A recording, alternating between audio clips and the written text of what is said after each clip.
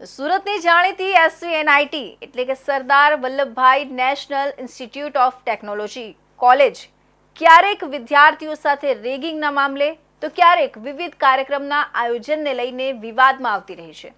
ત્યારે વધુ એક વિવાદ સામે આવ્યો છે। 7 એપ્રિલની રાત્રે કોલેજ કેમ્પસમાં વિદ્યાર્થીઓ દ્વારા માઇન્ડ બેન્ડ ઇવેન્ટનું આયોજન કરવામાં આવ્યું હતું।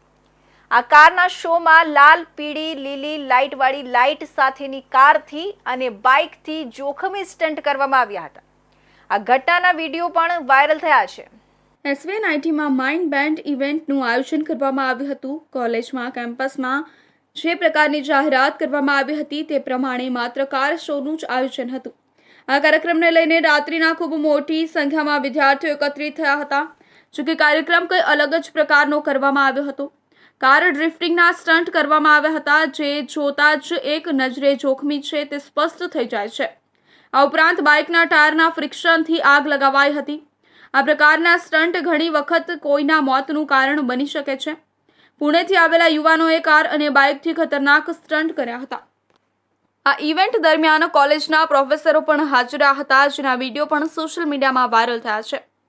આ સમગ્ર ઘટના પોલીસને ધ્યાને આવતા પોલીસે કહ્યું કે તપાસ કરવામાં આવશે। તો બીજી તરફ SVNITના ડાયરેક્ટર અનુપમ શુક્લાએ જણાવ્યું કે મને ઇવેન્ટ વિશે ખબર નથી।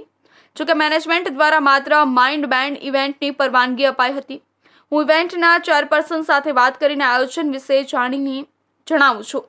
SVNITમાં વિદ્યાર્થીઓના એન્ટરટેઇનમેન્ટ નામે યોજાતી માઇન્ડ બેન્ડ ઇવેન્ટના નામે રીતસર તમાશો થયો હતો। કેમ્પસમાં કાર શો માટેની મંજૂરી લેવામાં આવી હતી।